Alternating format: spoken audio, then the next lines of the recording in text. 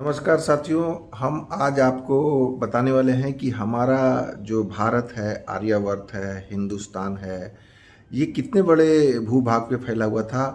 आपको ये आज मैं वीडियो के माध्यम से जानकारी देने की कोशिश करूँगा और आप पूरा वीडियो देखें और वीडियो देखने के बाद हमारे चैनल को अवश्य सब्सक्राइब करें कि ये जो है अखंड भारत जिसे कहते हैं, वो अखंड भारत कितना बड़ा था और उससे कितने अलग अलग देश कब कब और ये अलग हुए हैं। तो 24 कंट्री अलग हुआ है टोटल अखंड भारत से। तो ये आपको जान के आपको काफ़ी हैरानी होगी कि हमारा जो है अखंड भारत कितना बड़ा था और हम उस अखंड भारत के निवासी हैं।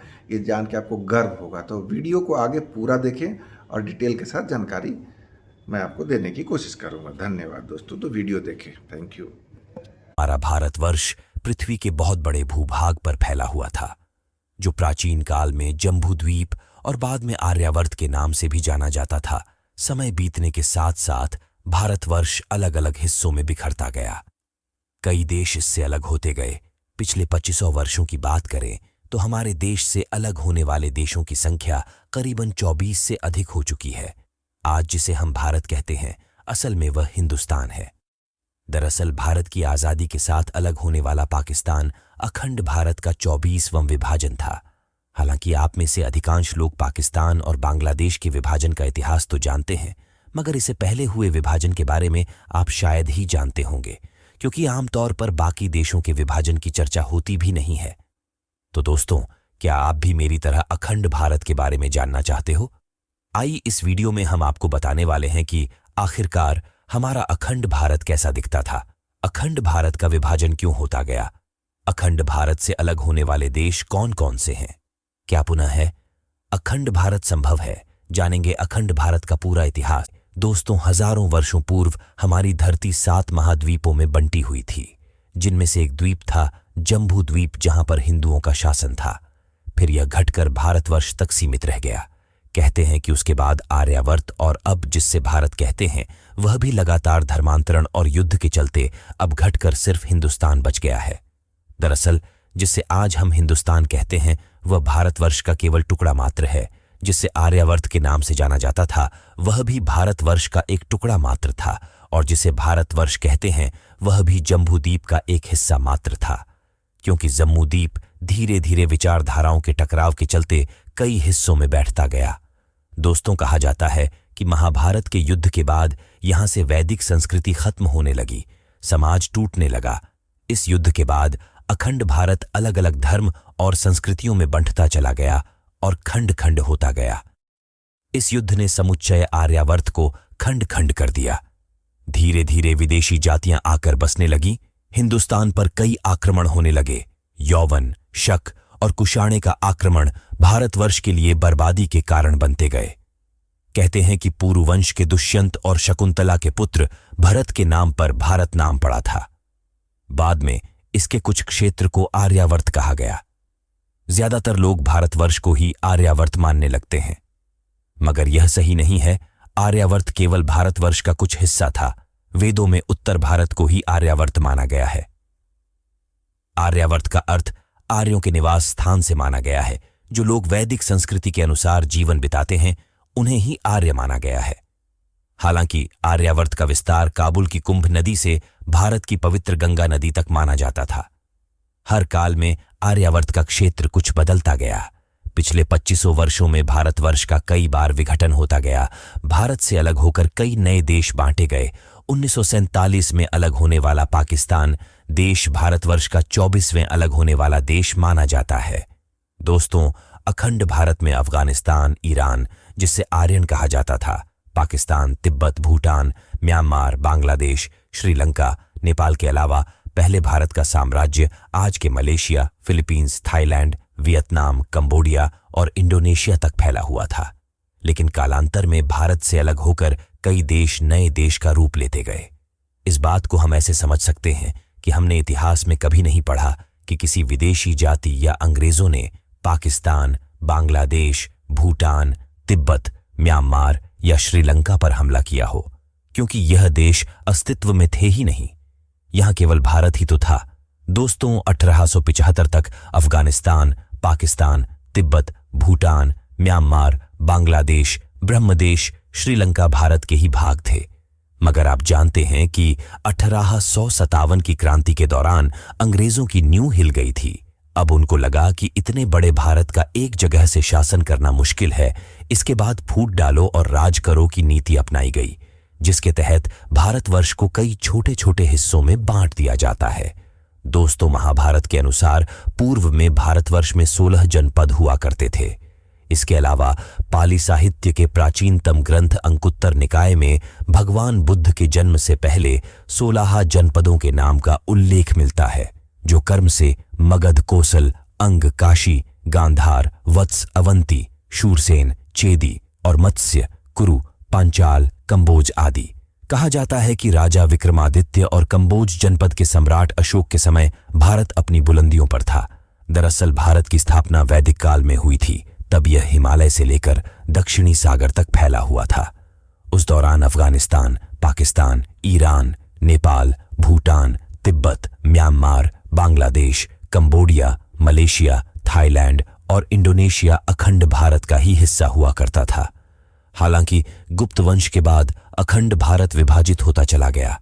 गुप्त वंश के खत्म होने के बाद Iran, Thailand, Cambodia, Indonesia, Malaysia और तिब्बत भारत से अलग हो गए। इन देशों के अलग होने के बाद केवल श्रीलंका, नेपाल, भूटान, म्यांमार, अफगानिस्तान और पाकिस्तान ही अखंड भारत का हिस्सा थे। प्राचीन भारत का क्षेत्रफल विभिन्न समयों में बदलता रहा है, लेकिन आमतौर पर इसे अखंड भारत कहा जाता है, जिसका क्षेत्रफल लगभग 3 करोड़ 3 लाख वर्ग किलोमीटर था। मगर कालांतर में ईरान, थाईलैंड, कंबोडिया, मलेशिया, चीन का कुछ हिस्सा अलग होने के बाद 18वीं शताब्दी के अंत में भारत का क्षेत्रफल 83 लाख वर्ग किलोमीटर था, जो कि आज हमारे पड़ोसी देश पाकिस्तान, बांग्लादेश, भूटान, श्रीलंका, तिब्बत, म्यांमार के अलग होने पर आज हमारे देश का क्षेत्रफल लगभग 33 लाख किलोमीटर रह गया है। जबकि हमारे पड़ोसी देश का कुल क्षेत्रफल 50 लाख वर्ग किलोमीटर के आसपास है। यदि दोनों को मिला दिया जाए तो आज भी यह क्षेत्रफल 83 लाख वर्ग किलोमीटर के आसपास होता। आइए दोस्तों, अब हम जान लेते हैं कि आखिरकार हमारा अखंड भारत कैसे और कब खंडित होता गया। साथ ही यह भी जानेंगे कि कौन सा देश कब भारत से अलग होकर नया देश बन गया। दोस्तों, वैसे तो भारत से अलग होने वाले देशों की संख्या 24 से भी अधिक है, लेकिन आज हम इस वीडियो में उन 15 देशों के विघटन की चर्चा करेंगे जो सभी आज स्वतंत्र देश के रूप में कायम है। इनमें से कई देशों के रिश्ते भारत के साथ ठीक भी है, वहीं कुछ देशों के रिश्ते खराब भी है। आइए जानते हैं कब कौन सा देश भारत से पृथक होकर नया देश बन गया था। नंबर 1, अफगानिस्तान। अफगानिस्तान का निर्माण कंधार और कंबोज के कुछ हिस्सों को मिलाने से हुआ था।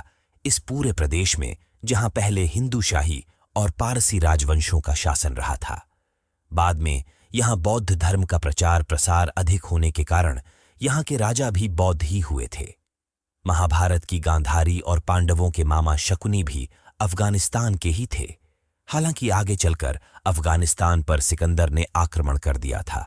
इसके बाद 7वीं शताब्दी में अरब के मुसलमानों एवं तुर्कों ने आक्रमण कर दिया था। हालांकि अंग्रेजी हुकूमत के दौरान अफगानिस्तान ब्रिटिश इंडिया के शासन के अधीन था।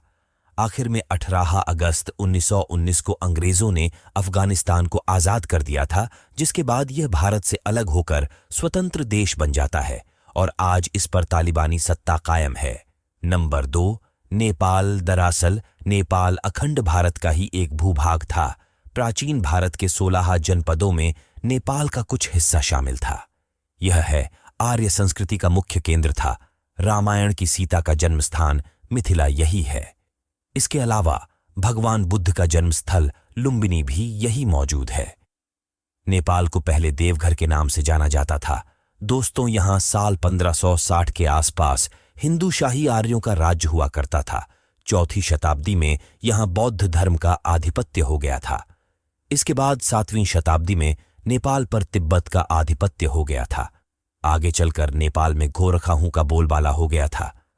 25 सितंबर 1768 को पृथ्वी नारायण शाह ने कुछ पहाड़ी हिस्सों को मिलकर नेपाल के एकीकरण की नेपाल की नींव रख दी।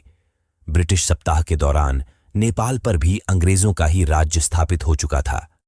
साल 1923 में ब्रिटिश और नेपाल के बीच एक संधि हुई थी, जिसमें नेपाल को एक स्वतंत्र देश घोषित कर दिया जाता है। दोस्तों, नेपाल अखंड भारत से अलग होकर एकमात्र हिंदू देश बना था। हालांकि 2008 के बाद नेपाल भी धर्मनिरपेक्ष देश बन गया है। नंबर 3, भूटान। दोस्तों, भूटान भारत का अभिन्न अंग था। भूटान भौगोलिक रूप से हिंदुस्तान से जुड़ा हुआ है। भूटान में आज भी वैदिक और बौद्ध धर्म के लोग निवास करते हैं। साल 1906 में अंग्रेजों ने भूटान को अपने अधिकार में ले लिया था। भारत की आजादी के 2 साल बाद साल 1949 में भारत ने भी भूटान को वह सारी जमीन लौटा दी जो अंग्रेजों के पास थी। लेकिन आज भी भूटान की बाहरी सुरक्षा भारत के हाथों में है। नंबर 4, तिब्बत। अखंड भारत में त्रिविस्तक का नाम तिब्बत रश्य का पहले हिंदू संस्कृति और धर्म का केंद्र हुआ करता था। पहले यहां हिंदू शाही राजा का राज्य था, बाद में बौद्ध धर्म का प्रसार हो गया था। दरअसल आगामी दिनों में तिब्बत बौद्ध धर्म का गढ़ बन गया था।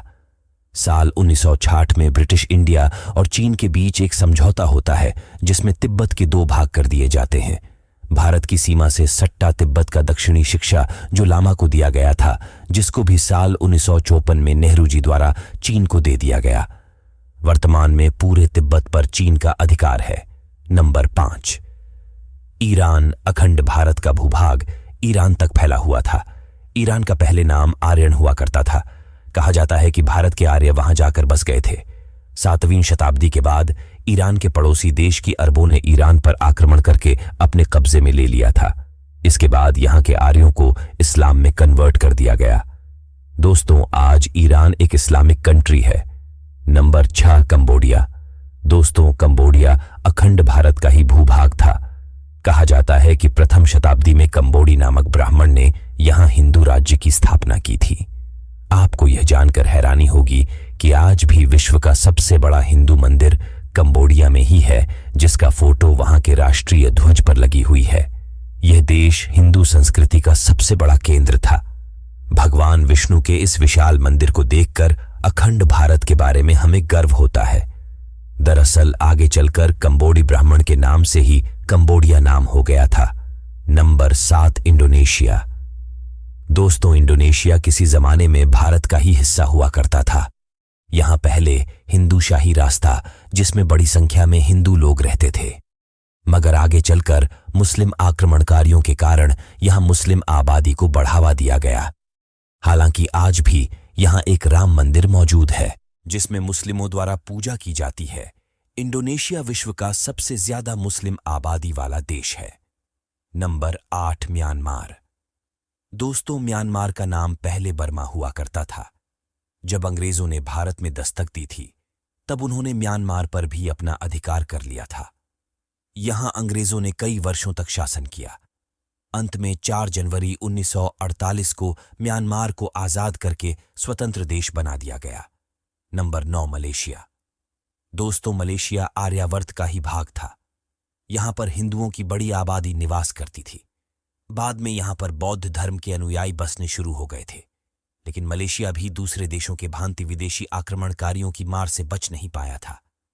बाद में यहां पर भी मुस्लिम आबादी बढ़ने लगी और ये एक स्वतंत्र देश बन गया था। Number 10, Philippines. दोस्तों, पूर्वी एशिया का एक छोटा सा देश है जो कि पहले अखंड भारत का ही हिस्सा हुआ करता था। यह देश भी मुस्लिम आक्रांता उनसे बच नहीं पाया था, मगर आज भी यहां पर काफी हिंदू आबादी निवास करती है। 4 जुलाई 1946 को यह एक स्वतंत्र देश बन गया था। यह आज भले ही मुस्लिम देश है, लेकिन यहां सभी धर्मों के लोग निवास करते हैं। यह सितंबर 1963 में अंग्रेजों से आजाद होकर स्वतंत्र देश बन गया। नंबर 11 है थाईलैंड। दोस्तों, थाईलैंड दुनिया के खूबसूरत देशों में शुमार है, जो कि पहले भारतवर्ष का ही हिस्सा था। भारतीय इतिहास में थाईलैंड का नाम श्याम देश बताया जाता है। यहां बड़ी संख्या में हिंदू आबादी निवास करती थी, लेकिन समय के साथ यहां बौद्ध धर्म के प्रचार की वजह से हिंदू आबादी कम हो गई। बाद में यह अलग होकर नया देश बन गया। नंबर 12, श्रीलंका। दोस्तों, श्रीलंका भारत के दक्षिण में केवल 37 किलोमीटर दूर स्थित है।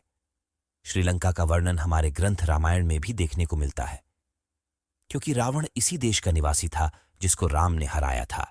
अंग्रेजी सत्ता के दौरान यह भारत का ही हिस्सा था अंत में 4 फरवरी 1948 को यह एक अलग देश बन जाता, नंबर 13 वियतनाम। दोस्तों, यह एक ऐसा देश है जहां पर अभी भी बड़ी संख्या में हिंदू रहते हैं। जब यह भारतवर्ष का हिस्सा था तब इसका नाम चंपा था। बाद में यहां बौद्ध धर्म के प्रचार के कारण ज्यादातर लोगों ने इस धर्म को अपना लिया। 1945 में यह फ्रांस से आजाद होकर अलग देश बन जाता है। नंबर 14 बांग्लादेश। रुस्तम बांग्लादेश भारत की आजादी तक भारत का ही हिस्सा था। आजादी के समय यह पूर्वी पाकिस्तान बन गया था। यहां पर मुस्लिम आबादी का बाहुल्य था। 1971 में यह पश्चिमी पाकिस्तान से अलग होकर स्वतंत्र देश बन गया था। नंबर 15 पाकिस्तान। पाकिस्तान भारत का एक ऐसा पड़ोसी है जो हमेशा भारत के साथ जिसका संघर्ष चलता रहता है। आजादी के बाद लगातार 3 बार भारत से इसका युद्ध हुआ है, लेकिन तीनों बार भारत से मात खाई है, जिसके साथ कश्मीर को लेकर विवाद चल रहा है जो 1947 में भारत से अलग हो गया था। इस प्रकार एक के बाद एक करके ये 15 देश भारत से अलग होते गए। दरअसल आज का भारत भी आजादी के समय अंग्रेजों द्वारा 500 पेंट्स रियासतों में विभाजित कर दिया था, जिसको सरदार पटेल ने अपनी सूझबूझ से भारत में मिलाकर बड़ा काम किया था। यदि हमारा भारत आज खंडित नहीं हुआ होता तो विश्व में सबसे बड़ा देश होता। फिर भी आज हम किसी से कम नहीं हैं। आशा करता हूं कि आपको वीडियो पसंद आया होगा, और वीडियो पसंद आया है तो वीडियो को लाइक करें और चैनल को अवश्य सब्सक्राइब करें। जय हिंद, जय भारत।